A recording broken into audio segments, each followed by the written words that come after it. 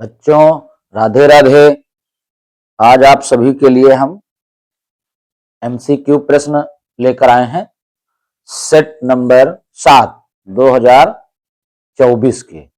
सारे एमसीक्यू हम इसी तरह लाते रहेंगे, आप लोग इन्हें देखते रहिएगा।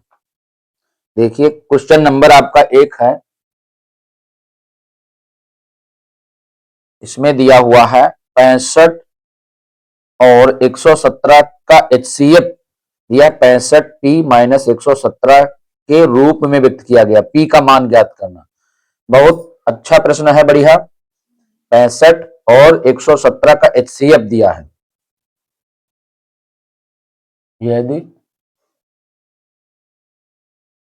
65 और 117 का एचसीएफ किस रूप में लिखा है? 65p माइनस 117, तो p का मान ज्ञात करो। p बराबर क्वेश्चन मार्क।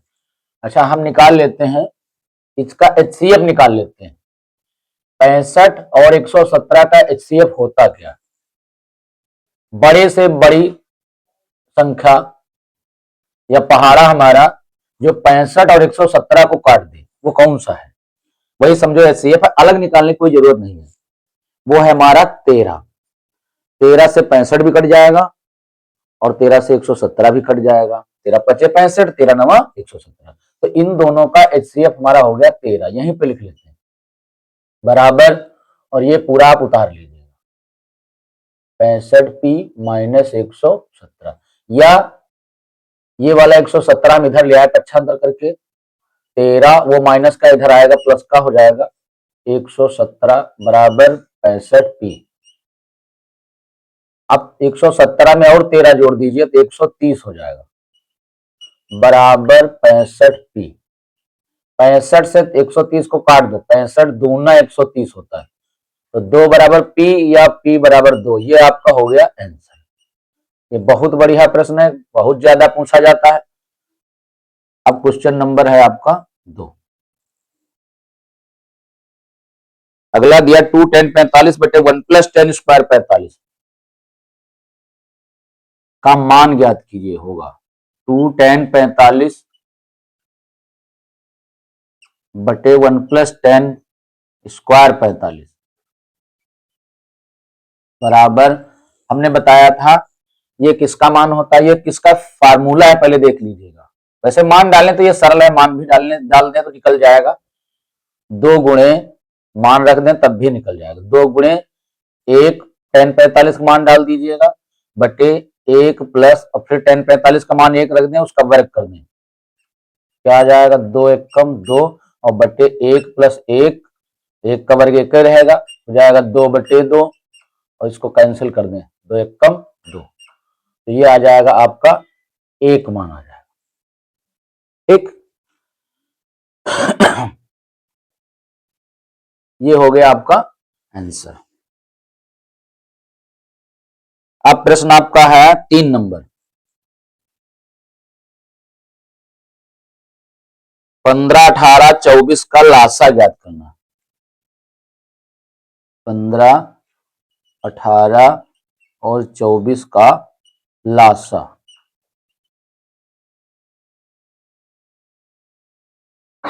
साइड में निकाल लो 15 18 24 का।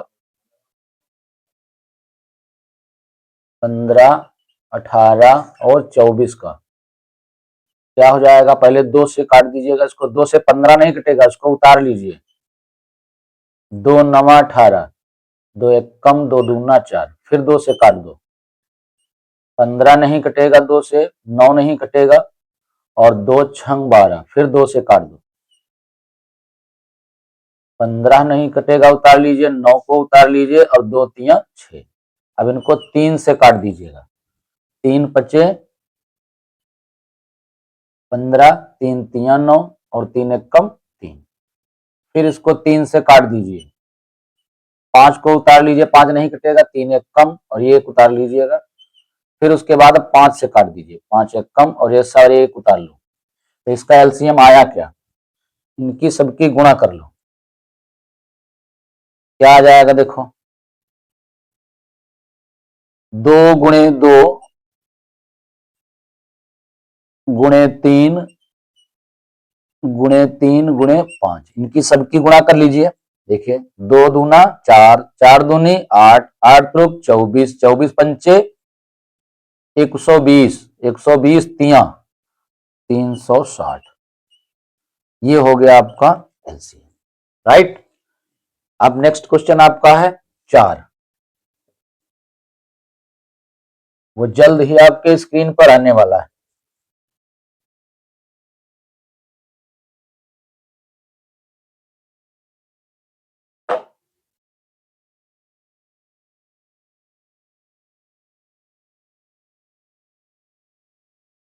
इसमें कह रहा है 148/185 का सरलतम रूप है।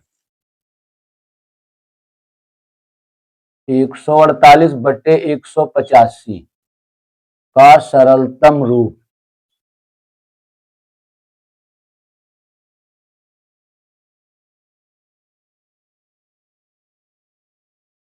बताना है, क्या होगा। अब इसमें सारे आंसर आ रहे हैं, एक आ रहा है 4/5 और एक आ रहा है 5/7, एक आ रहा है 5/4 और डी पार्ट है इसका 7/5। तो इसमें 5/85 है तो 5 तो नीचे आ सकता है, तो क्या करेंगे 5 से इसको पहले डिवाइड करके देख लें तो संख्या पता हो जाए किससे डिवाइड हो रहा है। वो ये किससे डिवाइड हो रही है, तो 5 है तो 5 हर आना जरूरी है। 5 से इसको काट दीजिए, 5 तिया 15, इसमें बचे 3, 35, 5 7 35, यानी 37 पंचे ये हो जाएगा। 37 से उसको जरा काट के देखो कितनी बार कटेगा, 37 × 5 हो गया ये, और ये इसको जरा भाग करिएगा 37 से तो कितनी बार कटेगा, 4 से देखिएगा, 4 सत्ते 28 के 8 हासिल आए, 2 4 तिया 12, 2 14, तो ये कटेगा हमारा 37 चक्कू, चाहे अलग लिख के काट दे,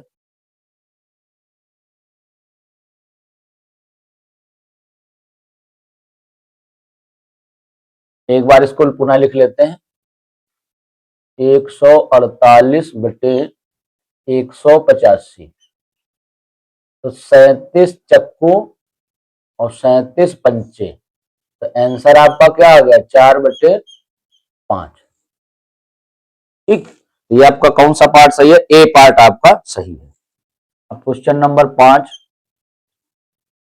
ये आ गया, इसमें क्या बताना है, पी के किस मान के लिए ये जो समीकरण दिए हैं संपाती रेखाएं निरूपित करते हैं, ये बताना है। तो हमारे समीकरण कौन से हैं, कह रहा है 3x - y + 8 = 0, 3x - y + 8 = 0, ये हमारा पहला समीकरण हो गया। दूसरा समीकरण दिया है 6x - py = 16, 6x - py, 6x - py, और जो बराबर 16 लिखा 16 को पक्षांतर कर लेते हो जाएगा -16 बराबर, उधर 0 कर देते हैं, ये हमारा दूसरा हो गया। और हमको क्या करना है, इसमें P का मान निकालना है। रेखाएं हमारी कैसी हैं, कह रहा है संपाती है ना। अब यहां पे शर्तें कई होती हैं, कभी प्रतिच्छेदी कहता है, कहीं रेखाएं समांतर कहता है, कहीं रेखाएं संपाती कहता है। तो चूंकि रेखाएं हमारी संपाती हैं इसलिए इसका जो प्रतिबंध होता है वो बदल जाएगा। देखिए चूंकि रेखाएं संपाती हैं,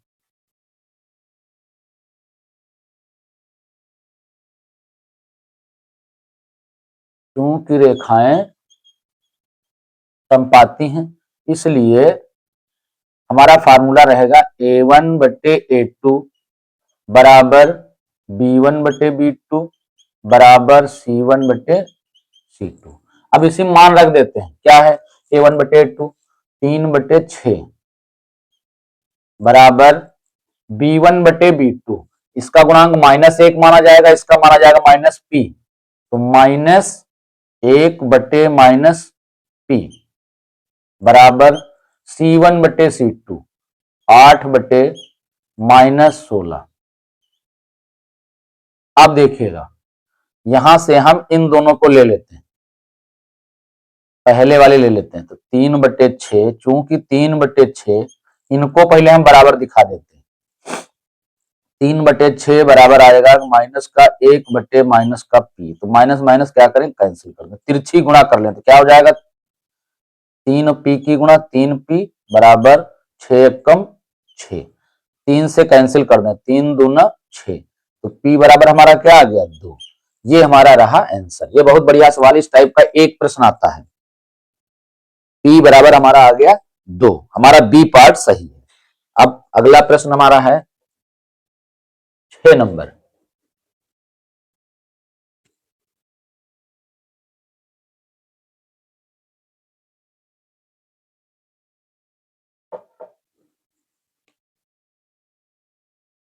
छह नंबर प्रश्न है। हम सभी बच्चे क्या करेंगे, जो हमारे एमसीक्यू प्रश्न है इन पर विशेष ध्यान रखेंगे, क्योंकि हमारे रिजल्ट को बेहतर बनाते हैं। अगला दिया हुआ है, दो समीकरण फिर दिए हैं पुनः, 3x plus 2py, 3x plus 2py और बराबर दिया 2, 2 का पक्षांतर कर लीजिएगा तो हो जाएगा -2 बराबर 0। ये आपका पहला समीकरण। दूसरा दिया हुआ 2x plus 5y plus 1, 2x plus 5y plus 1 बराबर 0। ये दूसरा समीकरण हो गया हमारा। इसमें कह रहा है p का मान इसमें भी निकालना है, p बराबर क्वेश्चन मार्क। कह रहा है द्वारा रेखाएं, निरूपित रेखाएं परस्पर समांतर हैं। अब की बार में क्या कह रहा है, रेखाएं समांतर है, तो लिख दीजिएगा चूंकि रेखाएं समांतर हैं,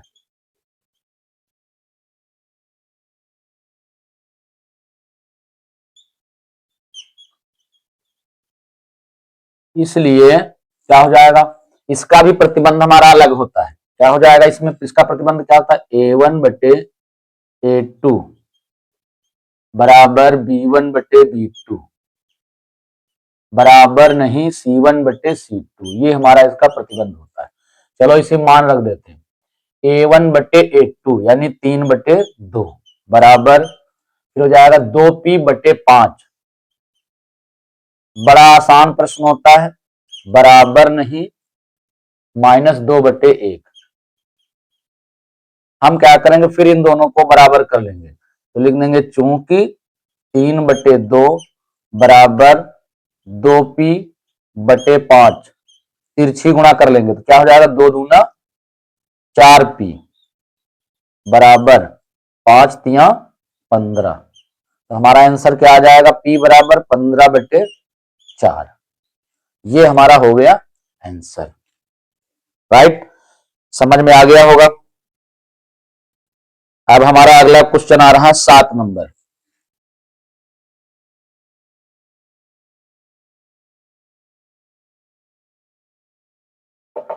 इस टाइप का भी प्रश्न बोर्ड में ज्यादा पूछा जाता है। प्रश्न नंबर 7 दिया हुआ, यदि 15 cot थीटा बराबर 8 तो साइन थीटा मान ज्ञात कीजिए। यदि 15 cot थीटा बराबर 8 तो साइन थीटा बराबर क्वेश्चन मार्क, इसका मान बताना। क्या करेंगे हम लोग, पहले तो हम cot थीटा मान निकाल लेंगे। cot थीटा बराबर हमारा क्या हो जाएगा, 8 और ये 15 हमारा बट्टे में आ जाएगा। ठीक, चलो अगर चित्र नहीं बनाना चाहते तो हम बगैर चित्र भी इसको लगा सकते हैं। तो हम ये देखें cot थीटा हमारा होता क्या है। cot थीटा हमारा होता है आधार बटे लंब, तो ऊपर ब्रैकेट में a लिख दीजिए, नीचे ब्रैकेट में l लिख दीजिएगा। ये हमारा हो गया आधार और लंब। तो कौन सी भुजा नहीं पता है हमको, कर्ण नहीं पता है, तो हम कर्ण निकाल ले। कर्ण बराबर अंडर रूट लंब स्क्वायर प्लस आधार स्क्वायर, ये हमारा फार्मूला होता है, लंब स्क्वायर प्लस आधार का स्क्वायर। लंब हमारा है कितना, 15, 15 का वर्ग, 15 का वर्ग कर दीजिए प्लस और यहां पे 8 का वर्ग कर दीजिएगा। क्या आ जाएगा? 15 का वर्ग हमारा होता क्या है? 225 और प्लस 8 का वर्ग होता है 64। और इनको जोड़ दीजिए तो हमारा के बराबर क्या निकल के आ जाएगा? 289। और 289 का वर्गमूल होता है 17। तो हमारा कर्ण कितना आ गया? 17 आ गया। हमको साइन थीटा का मान बताना है, इसलिए साइन थीटा बराबर क्या होगा हमारा? साइन थीटा हमारा क्या होता है? लंब बटे कर्ण, यल बटे के। अब हमारा यल है कितना? 15 बटे कर्ण कितना है? अभी निकला है 17। ये हमारा हो गया आंसर। ये प्रश्न बहुत ही ज्यादा बोर्ड में पूछा जाता है, एक प्रश्न इस टाइप का आता ही है ना। नेक्स्ट क्वेश्चन आपका है, दो त्रिभुज दिए है, एक एबीसी एक एक्स वाई जेड। कहता है दो त्रिभुज समरूप हैं। ये दो त्रिभुज समरूप दे दिया है। एक त्रिभुज है एबीसी और दूसरा त्रिभुज है X Y Z. A B C X Y Z, ये दो त्रिभुज हमारे पास है। क्रमशः इनके कोण दिए हैं। ए 75 अंश दिया है, ए हमारा 75 अंश है, वाई 57 अंश का है। और हमको कोण सी का मान बताना है, ये कोण हमको निकालना है। सी बराबर क्या रहेगा? Question mark. अब एक चीज ध्यान रखें, हमारे पास ये दोनों त्रिभुज समरूप हैं, इसलिए क्या होता है, इनके संगत कोण समान होंगे। क्योंकि त्रिभुज एबीसी समरूप त्रिभुज X Y Z, X Y Z, इसलिए क्या होगा, इनके संगत कोण समान होंगे। तो बी हमारा वाई के बराबर होगा इसके। तो कोण बी बराबर कोण वाई, ये होगा हमारा 57 अंश का। तो हमको बी भी पता हो गया, ए हमारा पता ही है। तो ये हमारा जो था कोण ये वाई, वो बी के बराबर हो गया। तो अब इस त्रिभुज में आ जाओ, त्रिभुज एबीसी के अगर हम तीनों कोणों को जोड़ दें तो इनका जोड़ क्या होगा? कोण सी हमको निकालना है तो डायरेक्ट निकालने, त्रिभुज के तीनों कोणों का योग अंतः तीनों, त्रिभुज के तीनों अंतः कोणों का योगफल 180 अंश होता है। उसमें से हम क्या करें, हमको सी कोण निकालना है, 180 में से ए और बी को जोड़कर घटा दें। तो 180 माइनस, और कोण हमारा ए 75 अंश का दिया है और बी हमारा अभी निकल के आया है 57 अंश, ये भी इसी में जोड़ दें। तो हमारा सी कोण कितने अंश का आ जाएगा? 180 माइनस, अब जोड़िए जरा, 7 में 5 जोड़ दो 12, हासिल एक आया, 7 5 12 1 13, ये आ गया 132। अब घटा दीजिएगा तो कोण सी पता हो जाएगा। 10 ढाई लिया, 10 में से 2 गए 8, और यहां बच्चे 17, 17 में से 13 गए 4, तो हमारा कोण आ गया 48 अंश का। ये रहा कोण 48, सी आ गया कोण। ये पार्ट हमारा कौन सा सही है? बी पार्ट सही है। Question number 9।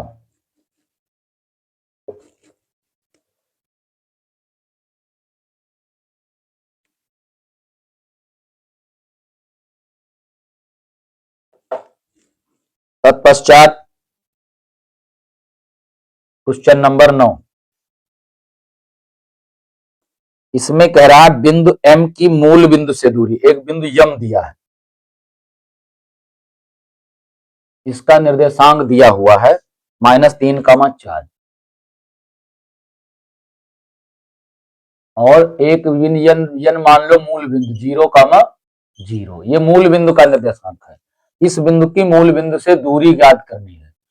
तो डी बराबर, फार्मूला हमारा होता है डी बराबर अंडर रूट, इसको आप लिख लीजिए x1 y1 मान लीजिएगा, ये हमारा है x2 y2, ये हो जाएगा x1 माइनस x2 का होल स्क्वायर, x1 है -3 माइनस x2 हमारा 0, इसका whole square, plus y1 minus y2 का whole square, y1 4 minus y2 हमारा 0 है, इसका वर्ग। क्या आ जाएगा? -3 से 0 घटाओगे -3 बचेगा अंदर, उसका वर्ग करोगे तो वर्ग हो जाएगा प्लस का 9। 4 में से 0 घटाओ, 4 ही बचेगा, 4 का वर्ग 16, और 16 9 को जोड़ दीजिए, कितना हो जाएगा 25, और 25 का वर्गमूल क्या होता है 5। तो हमारी जो दूरी है इस बिंदु की मूल बिंदु से वो 5 मात्रक रहेगी। ठीक, ये प्रश्न भी खूब पूछा जाता है, आपका ये पार्ट सही है। क्वेश्चन नंबर 10, ये दो बिंदु दिए, इनको मिलाने वाले रेखाखंड के मध्य बिंदु के निर्देशांक ज्ञात कीजिए। तो एक बिंदु हमारा दिया है -2, 6, और दूसरा बिंदु हमारा है -2, 10, -2, 10। अब इसके हमको मध्य बिंदु के निर्देशांक ज्ञात करने हैं। तो मध्य बिंदु का निर्देशांक का फार्मूला होता है, मध्य बिंदु का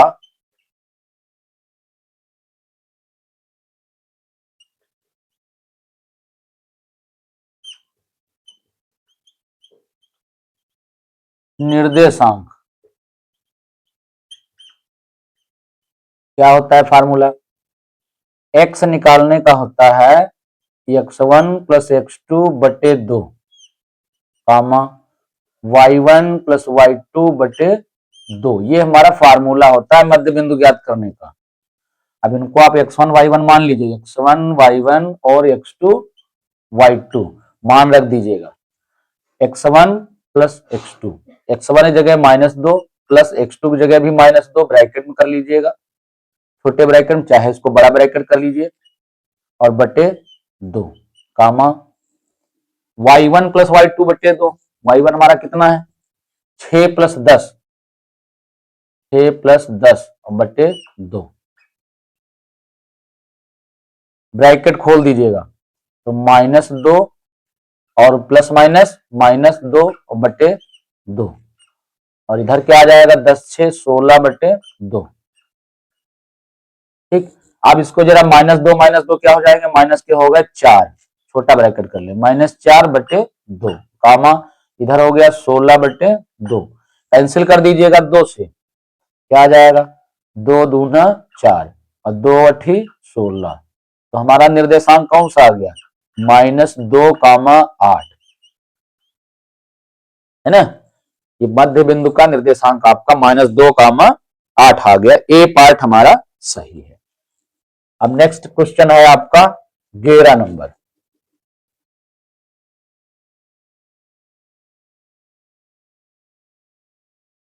अब आप लोग निरंतर वीडियो पाते रहेंगे, एमसीक्यू,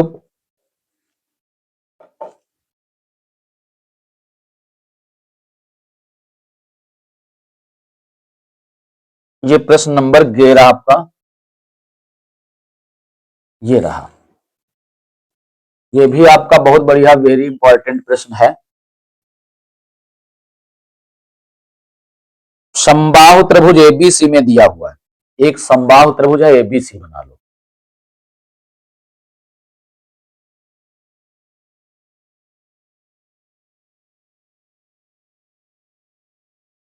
इसकी तीनों भुजाएं बराबर है,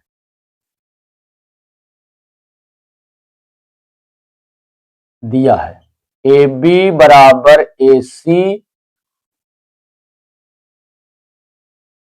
बराबर बी सी। और क्या कह रहा है इसमें, एडी लंब है बीसी पर तथा एडी लंब है बीसी, तो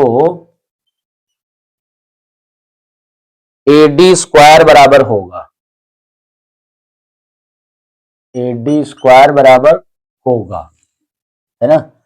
चलो यहां से लंब गिरा दो,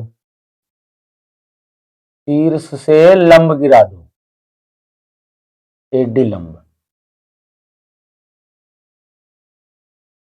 ठीक, एडी लंब गिर गया। अब देखो हमारे विकल्प जो आ रहे हैं सब सीडी के रूप में आ रहे हैं, इसलिए जो हमारा इधर से देख लेंगे, साइड में चाहे निकाल ले, क्योंकि एडी लंब है बीसी पर, एडी लंब है बीसी पर, है ना। आप देखिएगा एडी लंब है बीसी पर, समबाहु त्रिभुज में होता क्या है, जब सिर से लंब गिरता है तो सम्मुख भुजा जिस पर गिरता है उसको समद्विभाजित कर देता है ना। तो इसका मतलब जो हमारा है बीडी सीडी के बराबर हो जाएगा, इसलिए क्या होगा, बीडी बराबर सीडी, बीडी बराबर सीडी होगा। अब सीडी है कितना हमारा, आधा है, किसका, पूरी बीसी का, आधा इधर है आधा इधर है, दोनों बराबर बराबर है, बीडी बराबर है सीडी के। बहुत बढ़िया प्रश्न है, बहुत ज्यादा परीक्षा पूछा जाता है, थोड़ा कंफ्यूजन वाला भी है। तो यहां से हम सीडी का मान निकाल लेंगे, सीडी होगा कितना, पूरे बीसी का आधा होगा, तो यहां लिख सकते हो बीसी बटे 2। अब इसकी क्रॉस गुणा कर लें, एक नीचे लिख के क्रॉस गुणा कर लें, क्या आ जाएगा, बीसी बराबर 2CD, ये आ जाएगा। हम चाहे जिधर वाला त्रिभुज ले लें, इधर वाला ले लें, सीडी ग्रुप में लाना है इसलिए इधर वाला त्रिभुज ले लेते हैं, ठीक। इसमें एसी भी आपको निकालना पड़ेगा, तो एसी हमारा तीनों बराबर है ना, तीनों बराबर, बीसी के बराबर एसी भी है, यहाँ एसी का मान भी बराबर होगा, इसलिए एसी बराबर बीसी बराबर 2CD, ये दोनों हमारे जो हैं इसी के बराबर होंगे, एसी बराबर बीसी बराबर 2CD। अब हम यहां क्या करते हैं, इधर वाला एक त्रिभुज ले लेते हैं, समकोण त्रिभुज, चूंकि समकोण त्रिभुज एडीसी में, एडीसी में लगा दो, हमको एडी स्क्वायर मान निकालना, तो लंब स्क्वायर बराबर कर्ण स्क्वायर माइनस आधार स्क्वायर, लंब स्क्वायर बराबर कर्ण स्क्वायर माइनस आधार स्क्वायर, तो क्या हो जाएगा, इसलिए एडी स्क्वायर बराबर एसी स्क्वायर कर्ण स्क्वायर माइनस सीडी स्क्वायर, मान डाल दो, एसी की जगह पर क्या डाल देंगे हम, 2CD, और इसका वर्ग कर देंगे, माइनस CD स्क्वायर लिखा रहने देंगे, क्या आ जाएगा, इसका वर्ग करेंगे 4CD स्क्वायर, 2 का वर्ग 4, CD square minus CD square, क्या आ जाएगा, 4CD स्क्वायर से एक CD स्क्वायर घटा देंगे, तुम्हारा क्या आ जाएगा, 3CD स्क्वायर। एडी स्क्वायर का मान हमारा सीडी के रूप में आ गया। अब हम देख लेंगे हमारा कौन सा विकल्प सही है, तो इसमें एडी स्क्वायर बराबर 3CD स्क्वायर, 3CD स्क्वायर किस में आ रहा है, हमारा डी पार्ट सही है ना। समझ में आ गया होगा, आशा है अच्छी तरीके से आप समझ गए होंगे।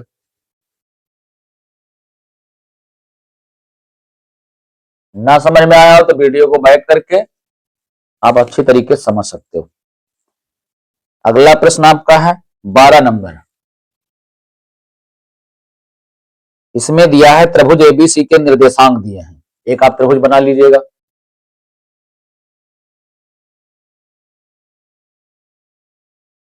और ये तीनों निर्देशांक भी दिए हुए हैं। ए का निर्देशांक दिया 7,5,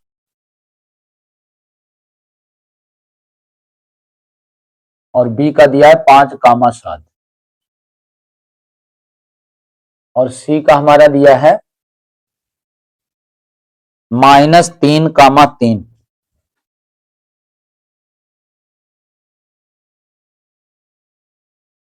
अब क्या करना है, तेरा बीसी का मध्य बिंदु डी है, यहां पे एक इसका मध्य बिंदु दिया हुआ है डी,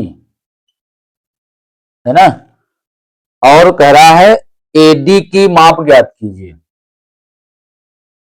एडी बराबर क्वेश्चन मार्क, तो क्या करेंगे, ए को डी से मिला दो, ए को डी से मिला दो। अब चलो, चूंकि डी मध्य बिंदु है तो मध्य बिंदु का निर्देशांक निकाल लो, डी बराबर डी क्या आ जाएगा, डी का निर्देशांक, डी का निर्देशांक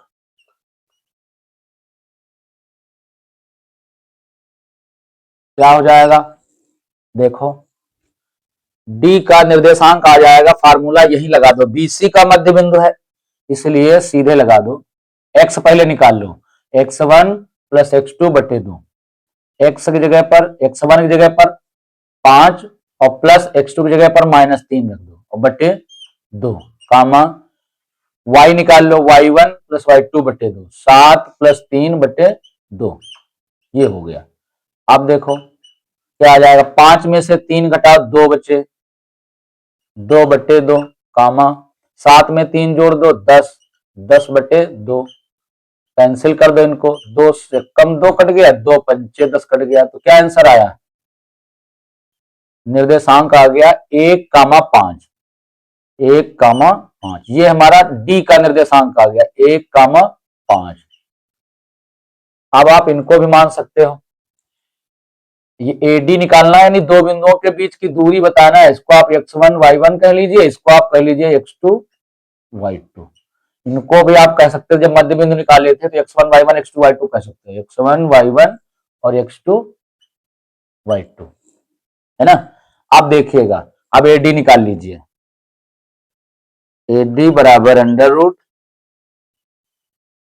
x1 माइनस x2 का whole square, x1 minus x2 का होल स्क्वायर, 7 माइनस 1 का whole square, plus y1 minus y2 का होल स्क्वायर, 5 माइनस 5 का होल स्क्वायर, क्या आ जाएगा देखिएगा, 7 में से 1 घटाओ 6, 6 का वर्ग 36, 5 में से 5 घटाओ 0 का वर्ग 0 ही रहेगा, तो आ जाएगा अंडर रूट 36, 36 का वर्गमूल 6, 6 मात्रक, ये हुआ आपका आंसर।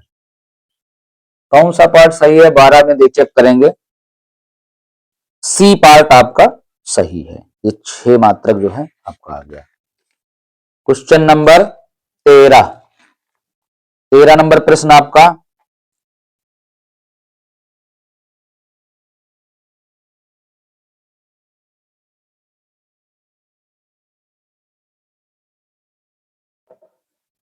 देखिएगा, दिया हुआ है 13 नंबर प्रश्न, यदि सेक थीटा बराबर 2, यदि सेक थीटा बराबर 2 तो थीटा बराबर ज्ञात कीजिए। चलो, बहुत सरल प्रश्न है, सेक थीटा बराबर, यह सेक कितने का मान 2 होता है, ये होता है हमारा सेक 60 का मान, यहां पे हम लिख देंगे सेक 60, तो हमारा कोण निकला है, कोण तुलना करेंगे तो थीटा बराबर हमारा आ जाएगा 60 अंश, थीटा बराबर 60 अंश, ये हमारा आंसर हो गया।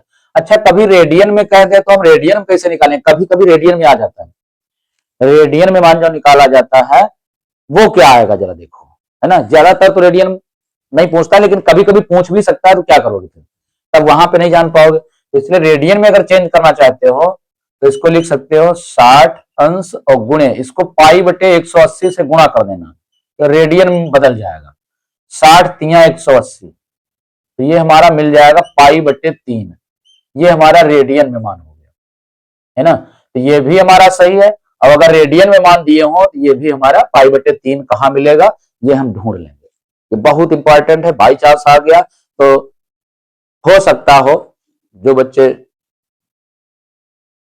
मेहनत किए हैं वही लगा पाए, बाकी तो बड़ा मुश्किल है, क्योंकि मान जानते नहीं होंगे रेडियन में होता क्या, कैसे चेंज किया जाता है। अगला प्रश्न 14 नंबर है आपका,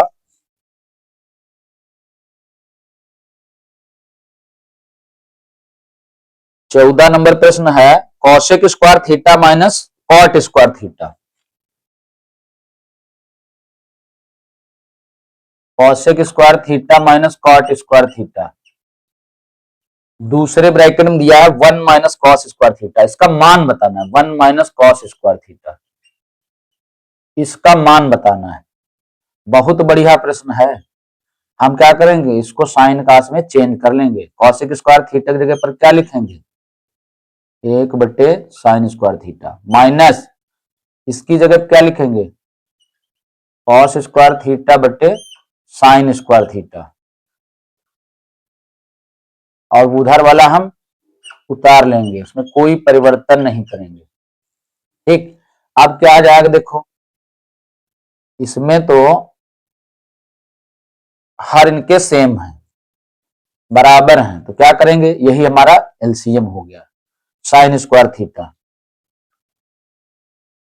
अब जब हमारा एलसीएम सेम है, हर समान है, तो अंश को वैसे उतार दिया जाता है। तो ब्रैकेट में लिख लो 1 माइनस कॉस स्क्वायर थीटा गुणे, इसको चाहो तो 1 माइनस कॉस स्क्वायर थीटा बराबर क्या होता है, साइन स्क्वायर थीटा। इसको चेंज कर दो, तो ये हमारा साइन स्क्वायर थीटा कैंसिल हो जाएगा। क्या आ जाएगा, 1 माइनस कॉस स्क्वायर थीटा, और 1 माइनस कॉस स्क्वायर थीटा बराबर क्या होता है, साइन स्क्वायर थीटा। ये हमारा आंसर आ गया, हमारा डी पार्ट सही है। अगला प्रश्न आपका है 15 नंबर।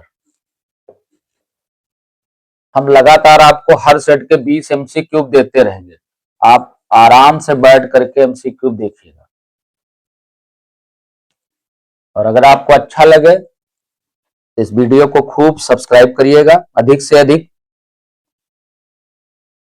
और करवाइए भी, ताकि आपके मित्र भी इसका लाभ उठाएं।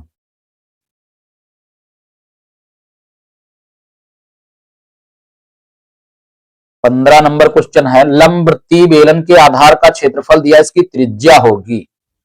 अब इसका क्षेत्रफल दिया है आधार का, डायरेक्ट लिख लेते हैं। आधार का क्षेत्रफल होता है पाई आर स्क्वायर, तो दिया है 9 पाई, पाई पाई दोनों तरफ से कैंसिल कर दीजिए, और आर का स्क्वायर हटाएंगे तो ये अंडर रूट में चला जाएगा, तो हमारी त्रिज्या कितनी आ जाएगी, 9 का वर्गमूल 3 सेंटीमीटर। बस हमारा सवाल लग गया। ठीक है भैया। अब नेक्स्ट क्वेश्चन आपका 16 नंबर आ रहा है। इसमें कह रहा है 4 सेंटीमीटर त्रिज्या के वृत्त के अंतर्गत खींचे जा सकने वाले वर्ग का क्षेत्रफल। बहुत ही बढ़िया सवाल, इंपॉर्टेंट प्रश्न, वेरी इंपॉर्टेंट। ऐसे सवालों को आप भूलोगे नहीं, ध्यान रखना है। त्रिज्या 4 सेंटीमीटर दी है और एक वृत्त खींचिए, इसके अंतर्गत खींचे जा सकने वाले वृत्त का क्षेत्रफल, वो वर्ग का क्षेत्रफल बताना है। चलो एक वृत्त बना लो,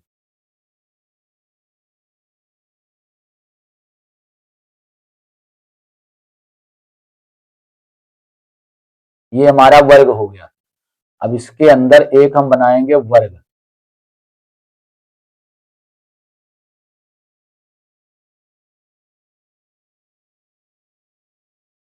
ये हमारा वर्ग हो गया। नाम इसका लिखेंगे ABCD।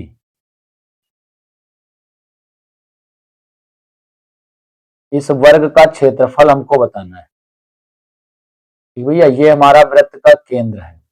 अब हमारे पास ये है कि हमारे पास जो है भुजा नहीं है वर्ग की।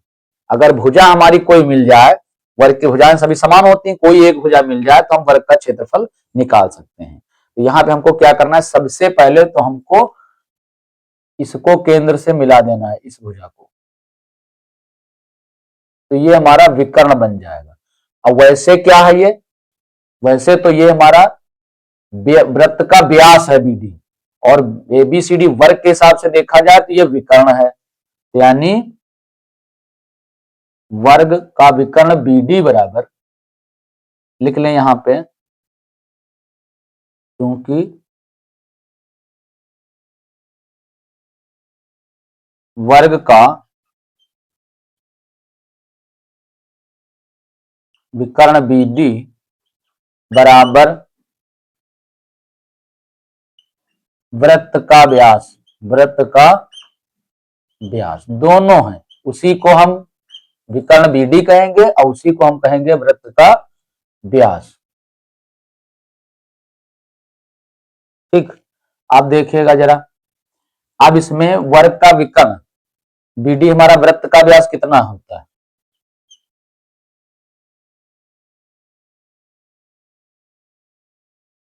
व्यास होता है त्रिज्या का दूना, तो त्रिज्या दूना कर दो, 2 गुणे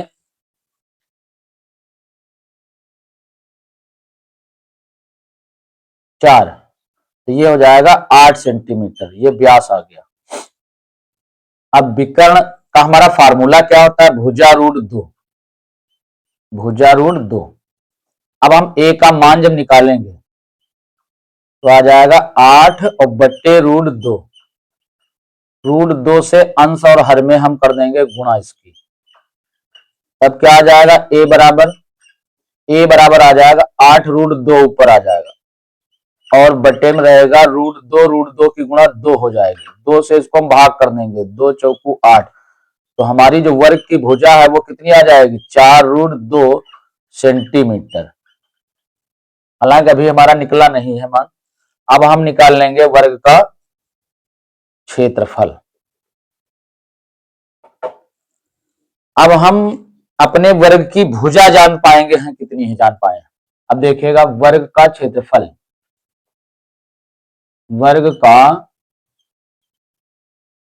क्षेत्रफल बराबर भुजा स्क्वायर, इसे मान रख दीजिएगा। 4 रूट 2 का वर्ग, तो 4 का वर्ग होता है 16 और रूट 2 का वर्ग होता है 2, तो 16 दूना 32, आगे वर्ग सेंटीमीटर। ये हमारा जो है राइट आंसर है, 32 वर्ग सेंटीमीटर। कौन सा पार्ट सही है, बी पार्ट इसका सही है। अब आता है 17 नंबर प्रश्न।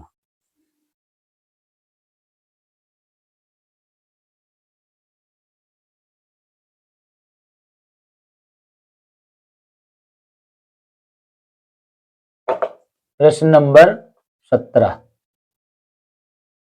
है ना। प्रश्न नंबर 17 क्या बता रहा है, सारणी दी है, माध्य ज्ञात करना, वर्ग अंतराल दिया है, बारंबारता दी है। चलो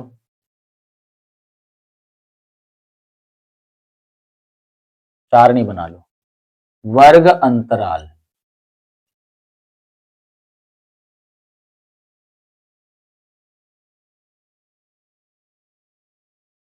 एक कॉलम में इसकी बारंबारता हो जाएगी f। माध्य निकालना है तो हमको वर्ग चिन्ह x भी निकालना पड़ेगा, मध्यमान जिसको बोलते हैं, और उसके बाद f इंटू एक्स एक कॉलम बनाना पड़ेगा। सारे कॉलम याद रखिएगा कौन कौन से बनते हैं। वर्ग अंतराल दिया हुआ 3 से 5, 5 से 7, 2 का अंतर है,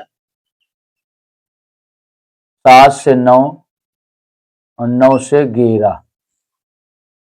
बस फिर इसकी बारंबारता 4 2 1 3, 4 2 1 3।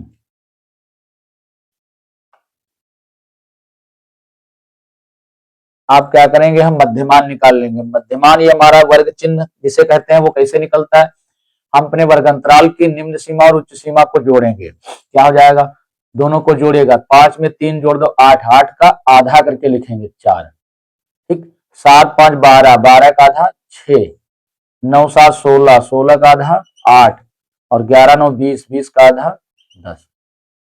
ये हमारे x निकला है। अब इनकी गुणा करिएगा तो 4 चक्कू 16 और 6 दून 12, 8 है कम 8 और 10 तिया 30। इनको जोड़ लीजिए, ये हमारा सिग्मा एफ एक्स हो जाएगा। क्या आ जाएगा, 6 2 8 और 8 8 16, हासिल 1 आया, 3 1 4, 4 2 6, 66 उत्तर आ गया इसका सिग्मा एफ एक्स। बारंबारता को जोड़ लीजिए, सिग्मा एफ कहा जाता है। ये कितना आएगा, 4 2 6, 6 और 1 7, 7 3 10। अब निकाल लीजिए माध्य। माध्य बराबर इसका फार्मूला क्या होता है, सिग्मा एफ एक्स बटे sigma F. Sigma F x की जगह पर 66 लिख दीजिए बटे सिग्मा एफ आपका 10 आया है, तो आप भाग ना करिए, एक दर्जे बाद दशमलव सीधे लगा दीजिएगा। ये हो गया आपका आंसर 6.6, 6.6। ये आपका सी पार्ट सही है। अब आपका नेक्स्ट क्वेश्चन 18 नंबर आ रहा है।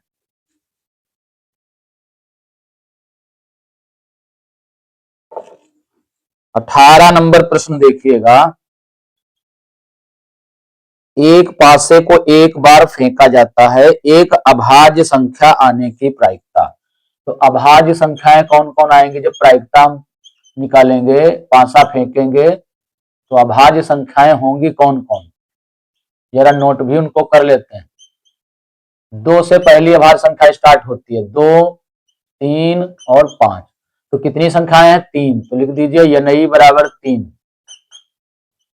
और घटनाएं हमारी कितनी घट सकती हैं टोटल, NS बराबर 6 घटनाएं घट सकते हैं, जितने अंक होते हैं 5 से पर। तो इसकी प्रायिकता क्या हो जाएगी, P बराबर NI बटे NS, 3/6, 3/6 काट दीजिए, 3 एक कम, 3 दूना 6। तो इसकी प्रायिकता क्या आ जाएगी, 1/2, 19 नंबर। अब इसमें सम संख्याएं भी 3 होती हैं, विषम संख्याएं भी 3 होती हैं, अभाज्य संख्याएं भी 3 होती हैं। तो इनकी प्रायिकता क्या रहती है, सदैव 1/2 ही रहती है, चाहे सम संख्या की पूछे, चाहे विषम संख्या की पूछे, चाहे वो अभाज्य संख्या की पूछे, सबकी प्रायिकता 1/2 रहेगी, ध्यान रखना। इसका बी पार्ट सही है। 19 नंबर प्रश्न, इसमें माध्य दिया है, माध्यिका दी है, बहुलक ज्ञात करना है। तो बहुलक बराबर हमारा फार्मूला क्या होता है,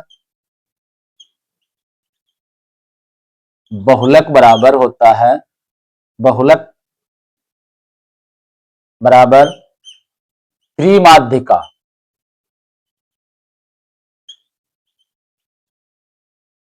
माइनस 2 माध्य, ये होता है। डाल दीजिए 3 गुणे माध्यिका हमारी दी है, कितनी दी है 21, माइनस 2 गुणे माध्य भी हमारा दिया हुआ है 20.5, 20.5, और इसकी गुणा कर दीजिए, कई 63, माइनस, और 2 से और गुणा कर दो, 205 दूना कितना हो जाएगा 410, एक दर्जे बाद दशमलव लगा दीजिए, तो बढ़ा जाएगा 41। तो 63 में से 41 घटा दीजिएगा, क्या आंसर आ जाएगा, 3 में से 1 गया 2, और 6 में से 4 गया 2, 22 आंसर आ जाएगा। तो बहुलक हमारा कितना आ गया, 22 आ गया। ये हमारा डी पार्ट सही है। अब नेक्स्ट क्वेश्चन हमारा आ रहा है 20 नंबर। ये 20 नंबर प्रश्न क्या कह रहा, निम्नलिखित में से कौन सी किसी घटना की प्रायिकता नहीं होती, नहीं हो सकती है। तो इसमें पास हमारे पास विकल्प दिए हैं 4। तो इसमें पहला विकल्प हमारा दिया है 4/3, दूसरा विकल्प हमारा दिया है 2/3, तीसरा विकल्प हमारा है 1, और चौथा विकल्प हमारा है 3/5। अब इसमें कौन प्रायिकता नहीं हो सकती है, किसी घटना की प्रायिकता नहीं हो सकती है। तो जो प्रायिकता होगी उसमें अंश सदैव छोटा होता है। वैसे एक प्रायिकता तो होती है, निश्चित घटना की प्रायिकता 1 होती है, और अनिश्चित घटना की प्रायिकता 0 होती है, 0। जो घटना घटे ही ना उसकी प्रायिकता 0, और इसकी प्रायिकता 1 होगी निश्चित घटना की, 1 तो ये आपकी प्रायिकता हो गई, और इसका भी अंश छोटा है, ये भी प्रायिकता हो गई, इसका भी अंश छोटा है, इसकी ये भी प्रायिकता है किसी की, और इसका अंश बड़ा है, हर से बड़ा, इसका मतलब यही हमारा आंसर है ना। आंसर क्या है 4/3, ये किसी की प्रायिकता नहीं है ना। ये हम ध्यान रखेंगे, ये प्रश्न पूछा भी खूब जाता है ना। तो अब अगले वीडियो में फिर मिलेंगे, आपको अच्छा लगे तो दूर दूर तक शेयर करना, सब्सक्राइब करवाना, लाइक्स करवाना, है ना। धन्यवाद।